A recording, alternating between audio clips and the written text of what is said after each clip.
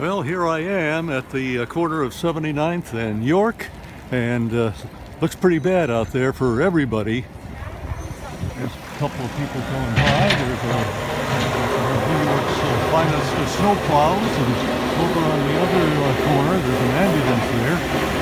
Hope it's not too serious.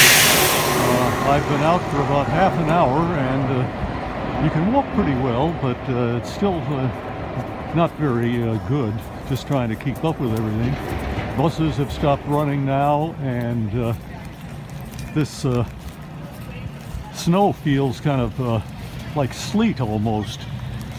But there are people out walking around, and some kids are having fun in the snow. But really not a lot of people are out here as we go through the blizzard of 2016. Wow.